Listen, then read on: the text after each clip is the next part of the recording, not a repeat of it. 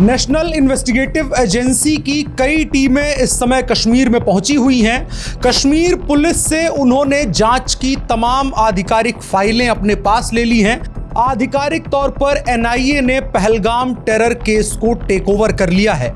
और हम इसे इतनी गंभीरता से क्यों बता रहे हैं, उसके पीछे वजहें हैं।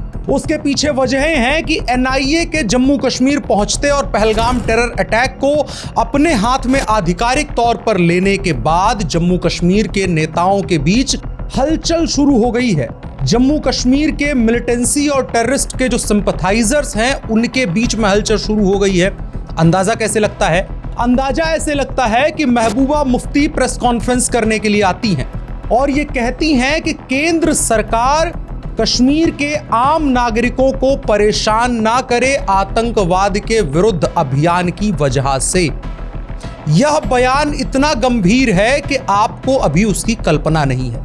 महबूबा मुफ्ती और अब्दुल्ला परिवार, मुफ्ती परिवार और अब्दुल्ला परिवार, जम्मू कश्मीर की बर्बादी के ये वो दो सिरे हैं जिनके इर्द गिर्द पिछले 40 से 50 वर्षों का कश्मीर शेप हुआ है।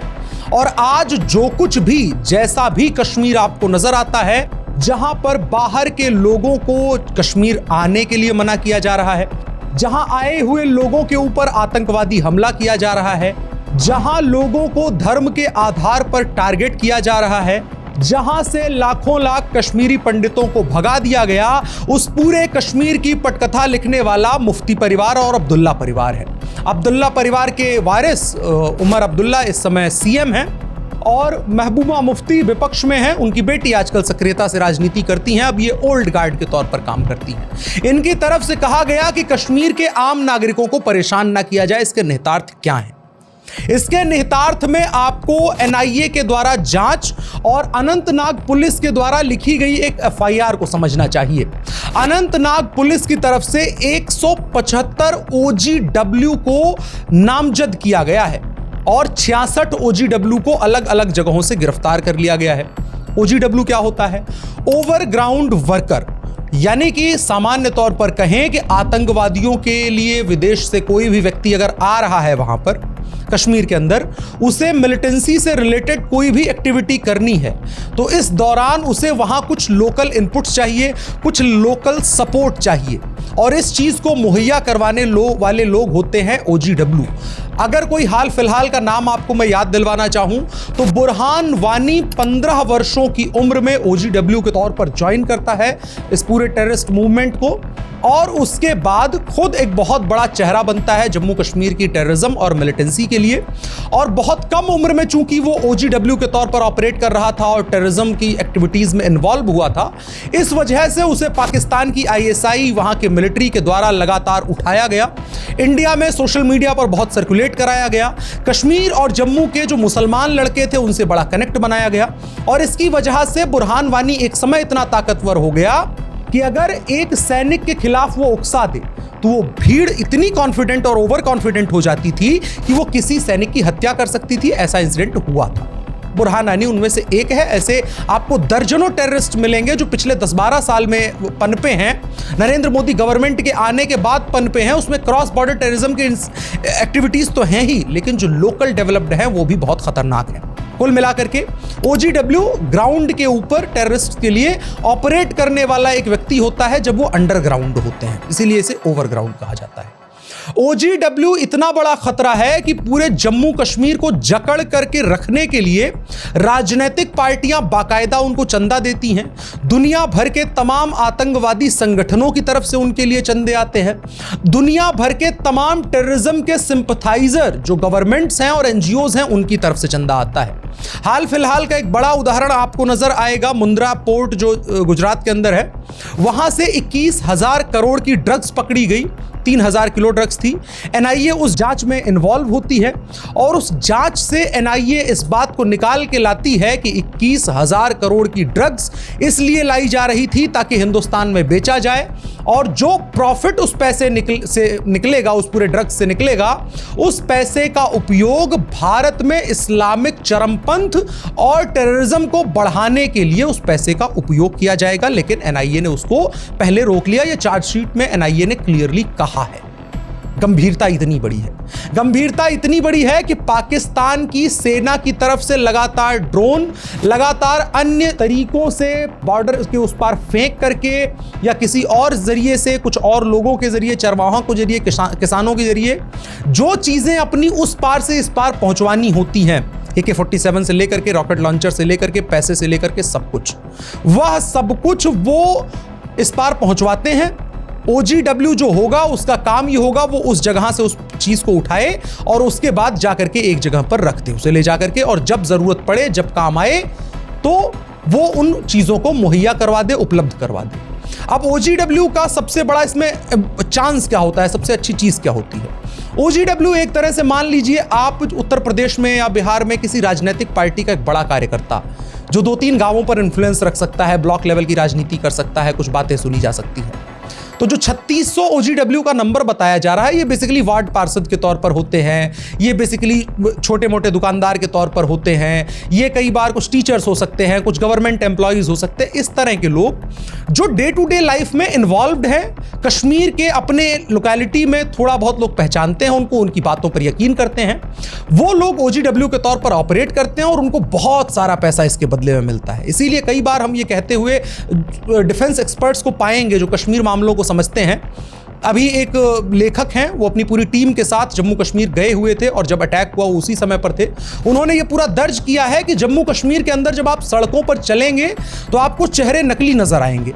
आपसे जो लोग इंगेज करेंगे, चाहे वो कोई टूर गाइड ऑपरेटर हो, टूर गाइड हो, या फिर कोई ढाबे वाला हो, कोई चाय वाला हो, कोई दुकान वाला हो, या कोई मोटर बोट वाला हो, या फिर कोई जो हाउस बोट होता है उसका व्यक्ति हो, वो आपसे इंगेज करेगा, बड़े अच्छे से बात करने की कोशिश करेगा, आपके लिए हॉस्पिटैलिटी लाने की कोशिश करेगा, लेकिन उसके चेहरे को अगर आप पढ़ करके समझ पाएंगे तो उसे यह बात कतई स्वीकार नहीं है कि बाहर के लोग आकर के कश्मीर के अंदर ऑपरेट कर रहे हैं, काम कर रहे हैं, खाना पीना खा रहे हैं, खुशहाल हो रहे हैं और कश्मीर नॉर्मलाइज हो रहा है। ये उस OGW के पेट पर लगने वाली सीधी लात है।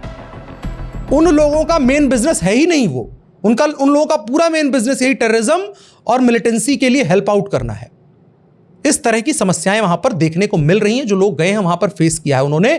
जो लोग पहलगाम अटैक से बच करके आए हैं उन लोगों ने बताया कि घटना हो जाने के बाद जब हम सुरक्षित घरों पर पहुंच आए हैं और पिछले 4-5 दिन रिकॉल कर रहे हैं तो हमें ऐसा नजर आ रहा है कि हमें पूरी तरह से ट्रैप करके उस जगह पर ले जाया गया था। हमारी जहां से यात्रा शुरू हुई थी, यानी अपने घर से, उस बुकिंग के जरिए हमें ट्रैक किया गया और उसके बाद हमें एक आइडियल ग्रुप माना गया कि इसके साथ इस तरह की घटना की जा सकती है, इंपैक्ट हो सकता है, इसमें मेजॉरिटी हिंदू हैं। और उसके बाद कई बार हमने कई जगहों पर अपनी नाराजगी जाहिर करी, कई बार हमें शक हुआ कि क्यों लेकर के जा रहे हैं, तो रोकने के लिए कहा तो उन लोगों ने रुकने से मना कर दिया। कई जगहों पर यह बातें निकल के आ रही हैं कि धर्म को पहले से जानने की कोशिश टूर गाइड्स के द्वारा की जा रही है।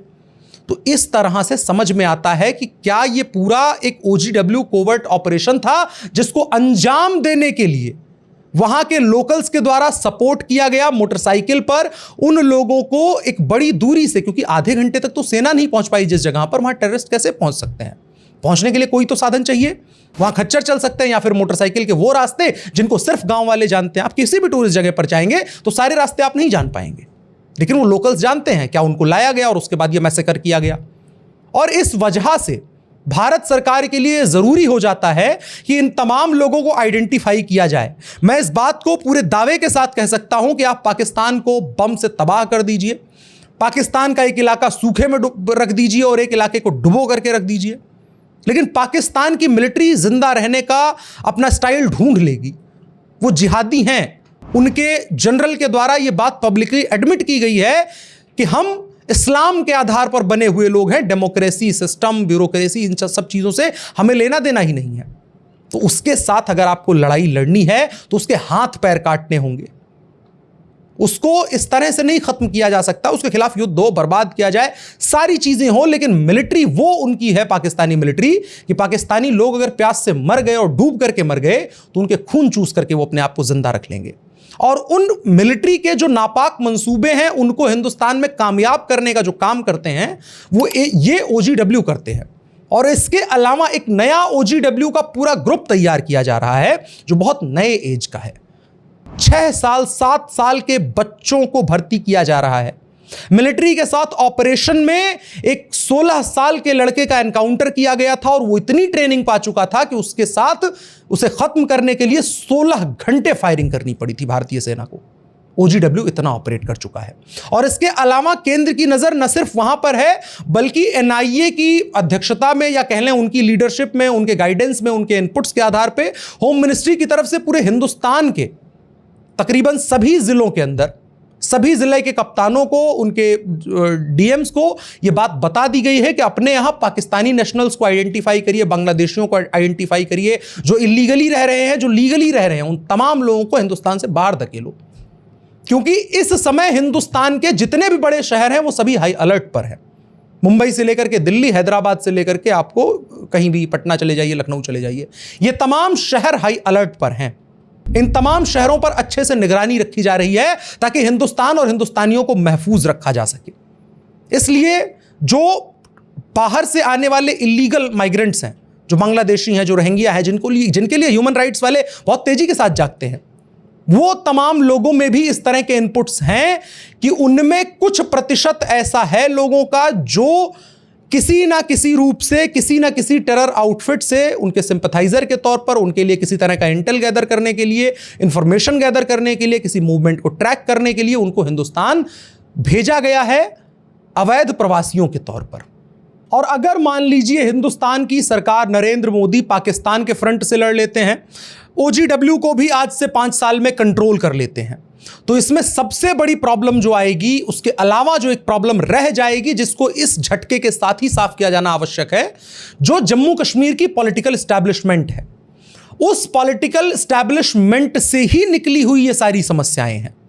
महबूबा मुफ्ती और उमर अब्दुल्ला, ये दोनों परिवारों के द्वारा ही उपजाई गई ये समस्याएं हैं और उनके ही द्वारा 40 से 50 वर्षों के अंदर जम्मू कश्मीर को अनस्टेबल करके रखा गया है। चाहे वो कश्मीरी पंडितों का पलायन हो, चाहे उसके अलावा कई सेना के अधिकारियों की हत्याएं हो, 6,500 से ज्यादा भारतीय सेना के वॉर मेमोरियल के अंदर हमारे शहीद हुए सैनिकों के नाम लिखे गए हों।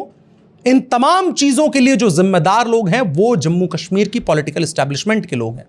नरेंद्र मोदी गवर्नमेंट ने बहुत कोशिश करके जम्मू कश्मीर को स्टेबल करने की कोशिश ये करी कि चीजों को बेहतर किया जाए, चाहे आर्टिफिशियली किया जाए। मुझे ये बात कहने में कोई झिझक नहीं है। गवर्नमेंट ने बहुत तेजी के साथ artificial development, artificial happiness, artificial sense of security develop करने की कोशिश करी कश्मीर में, क्योंकि इसके अलावा जब तक आप भीड़ नहीं लेकर के जाएंगे तो भीड़ से लड़ कैसे सकते हैं। लेकिन उस बात में यह ध्यान रखना चाहिए कि सामने जो भीड़ है वो मोबिलाइज्ड है, वो जिहादी भीड़ है, और उसके सामने आप इनोसेंट भीड़ खड़ी कर देंगे, टैक्स पेइंग भीड़ खड़ी कर देंगे, वो भीड़ खड़ी कर देंगे जो ईमानदार है, जिसको ये बात समझ में आती है कि 1 लाख रुपए सैलरी हम कमा रहे हैं, 18,000 रुपए हम टैक्स दे रहे हैं, जो सामान ले रहे हैं उस पर GST दे रहे हैं, सड़क पर फास्ट टैग लगा करके चल रहे हैं, नियम का पालन कर रहे हैं, पुलिस को देख करके रुक जा रहे हैं, रेड लाइट पर रुक रहे हैं, इन तमाम चीज़ों का पालन करने वाली जनता, उसको वहां पर खड़ा कर देंगे। उसके जरिए नहीं किया जा सकता है। अग्निवीर का जो स्कीम था, गवर्नमेंट उसको और ज्यादा एक्सेलरेट कर सकती है, भले इनका विरोध करने दीजिए। अग्निवीर के स्कीम को और एक्सेलरेट करना चाहिए। देखिए, एक चीज समझना है कि अग्निवीर को जो कह रहे हैं लोग कि उनको फ्रंट पर लड़ने के लिए भेज दिया जा रहा है, नहीं। अग्निवीर उसी मिलिटेंट का जवाब है जिसके ऊपर आर्मी के ट्रेंड लोग ऑपरेट नहीं कर सकते हैं, जिनकी उम्र 32 साल हो गई है, जिनकी उम्र 30 साल हो गई है, वो 21 साल 18 साल के लड़के को गोली नहीं मार सकते हैं।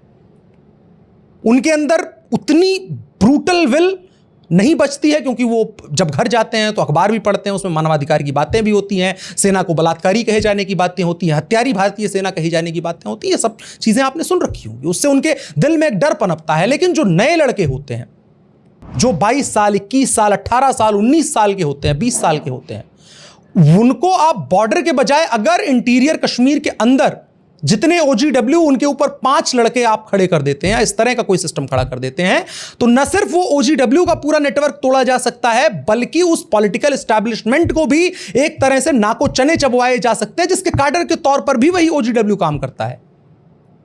OGW को खत्म करने का मतलब है, ओवरग्राउंड वर्कर्स को खत्म करने का मतलब है पूरी कहानी का द एंड कर देना। और फाइनल क्रैकडाउन की तरफ गवर्नमेंट इसीलिए बढ़ रही है। NIA इसमें इन्वॉल्व हुई है, BSF की तरफ से लगातार इसमें सपोर्ट किया जा रहा है। तमाम और जो सेना की अलग अलग विंग्स हैं जिनके जरिए इनपुट्स आते हैं, इंटेल्स आते हैं, जो ट्रेसिंग की जाती है, भारत की जो एजेंसी है रॉ, आईबी, इन तमाम लोगों की तरफ से इसमें पूरा सपोर्ट करके एक तरह का ऐसा एनवायरनमेंट क्रिएट करने का कोशिश किया जा रहा है कि पूरे कश्मीर को पहले डेडलॉक किया जाए और उसके बाद अंदर में हर घर को ढूंढ करके निकाला जाए। क्योंकि 10 घरों को ब्लास्ट करना जो दिखाया जा रहा है वो योगी आदित्यनाथ के बुलडोजर मॉडल से 4 गुना, 8 गुना, 10 गुना ऊपर वाली बात है। वो इजराइल टाइप का मॉडल है, वो थोड़ा स्केल को अप करना है और इंडियन आर्मी ये बता रही है कि we will scale it up. जितना भी आप ऊपर जाएंगे हम उससे 4 गुना ऊपर जाने के लिए तैयार हैं। इसीलिए कश्मीर की जो पॉलिटिकल एस्टेब्लिशमेंट है, महबूबा मुफ्ती हैं, उन तमाम लोगों को पेट में मरोड़ हो रही है कि अगर सरकार सेंस ऑफ फियर लेकर के आती है, बुरहान वानी के केस में अगर आप पूरे ढंग से पढ़ेंगे और उस टाइम पीरियड में 2010 के पीरियड में जिन लोगों ने OGW ज्वाइन किया, जो वर्कर बने वहां पर, उन लोगों ने फिर 2015 आने के बाद सोशल मीडिया जितनी तेजी के साथ आया, इंटरनेट नॉर्मलाइज हुआ, उसके बाद उन्होंने बहुत बड़ी मास को इन्फ्लुएंस किया है। और उस वजह से एक सेंस ऑफ वो बन गया है कि आज से 40 साल पहले जिस तरह का टेररिस्ट होना और फिदाइन होना, ये तमाम चीज़ें एक हक की बात हुआ करती थी, आज इंटरनेट पर इस तरह की बातें करना बहुत नॉर्मल हो गया। असम पुलिस को गिरफ्तार करना पड़ा है 2 मुसलमानों को, क्योंकि वो भी इन्फ्लुएंस हो चुके थे। तो जम्मू कश्मीर अब बहुत सी चीज़ें सेल कर रहा है पूरे इंडिया के लिए और ये बहुत बड़ी समस्या आने वाले समय में बन रहा है। और ये लग रहा है कि वो जो सिस्टम पावर उसको नर्चर करने की दोबारा से कोशिश करी, लोकतंत्र ला करके, चुनाव करवा करके, चाहे वो पार्लियामेंट्री इलेक्शन हो और इसके अलावा चाहे मेंबर्स के इलेक्शन हो, इन तमाम इलेक्शंस को करवाने के बाद वो इकोसिस्टम एक बार फिर से थोड़ा फलता फूलता नजर आ रहा है। लेकिन इस घटना के बाद NIA उस क्रैकडाउन के लिए तैयार है, गवर्नमेंट ऑफ इंडिया उस क्रैकडाउन के लिए तैयार है। जिस 2.5 मोर्चे की लड़ाई की बात कभी हमारे जनरल विपिन रावत किया करते थे, शायद गवर्नमेंट को वो बातें और अच्छे से क्लैरिटी के साथ समझ में आई हैं और गवर्नमेंट उन चीज़ों पर एक्शन ले रहा है। इस समय पाकिस्तान के ऊपर भी भीषण दबाव बना दिया गया है। नदियों के पानी का जो इम्बैलेंस क्रिएट किया गया है पाकिस्तान के अंदर, भारत में बहुत सारे लोग डाउट करने लगे थे कि मोदी जी कैसे पानी रोक लेंगे। अब कांग्रेस पार्टी के पास इतने बड़े बड़े कार्यालय नहीं है कि उनको खुदवा करके उसके अंदर नहर बना करके भर दिया जाए। कहाँ रोकेंगे पानी? मोदी जी ने बताया कि पानी कैसे रोका जाता है, टेक्निक लगाई जाती है। जवाहरलाल नेहरू जी की तरह से उस वक्त के समझौते में जो 1960 की ट्रीटी हुई थी, उसमें इस तरह से नहीं कह दिया जाता है कि पाकिस्तान के साथ रिश्ता बेहतर रहे इसलिए हम जो पानी का केवल 20% रखेंगे। ये जो शॉर्ट साइटेड आप फैसले लिए थे ना, उसका नतीजा है। अगर जवाहरलाल नेहरू ने उस समय कहा होता कि हमको 40% पानी चाहिए क्योंकि हमको हाइड्रो पावर से बिजली बनानी है, हम 50 साल का प्लान लेके चल रहे हैं, प्रपोजल देकर के हासिल कर सकते थे। नहीं किया था। नरेंद्र मोदी गवर्नमेंट ने इसको बहुत पहले प्रेडिक्ट किया था। आपको 2016-17 के समय जाना पड़ेगा, जब पाकिस्तान ने पहला हमला किया था, मेजर अटैक किया था इंडिया के अंदर नरेंद्र मोदी गवर्नमेंट में। तो नरेंद्र मोदी ने कहा था कि पानी और खून एक साथ नहीं बह सकते हैं। तब शायद आपको नहीं समझ में आया हो, लेकिन नरेंद्र मोदी को पता था वो क्या बोल रहे हैं। आफ्टर ऑल प्राइम मिनिस्टर हैं, वो पता था उनको, और उन्होंने आज के तारीख में वही बताया कि खून और पानी एक साथ नहीं बहेगा। कैसे नहीं बहेगा? टनल्स बनाई गई, लंबी लंबी टनल्स बनाई गई, लगातार जम्मू कश्मीर को कंट्रोल करके उसको ट्राइजेक्टरी को चेंज किया गया पानी के, और आज के तारीख में एक नदी को रोक करके दूसरे नदी को फ्लड करके पाकिस्तान आज 200 किलोमीटर पाकिस्तान का डूबने के लिए तैयार है।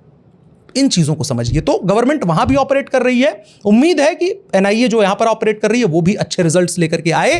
फिलहाल की वीडियो में इतना ही। हमने कोशिश करी उस चीज़ को इलस्ट्रेट करने की, बताने की कि किस तरह से जम्मू कश्मीर को शांति की जो उम्मीदें हमने पाल रखी थी उसको तोड़ने का मंसूबा वहां की पॉलिटिकल इस्टेब्लिशमेंट और जो टेररिस्ट की इस्टेब्लिशमेंट है जो पाकिस्तान पूरा अपने आप में है, उन लोगों की तरफ से किस तरह से ये बड़ा प्लान किया जा रहा था। तो अब एक टसल लंबा चलने वाला है, ये मुद्दा इतना जल्दी नहीं खत्म होने वाला है। एक लंबे समय तक हम इस चीज को देखेंगे और इस पर हम लगातार बात करते रहेंगे। फिलहाल की वीडियो में इतना ही। आपकी राय क्या है कमेंट बॉक्स में आप हमारे साथ साझा कर सकते हैं। मेरा नाम अनुराग मिश्रा है, आप शाइनिंग इंडिया देख रहे थे। धन्यवाद।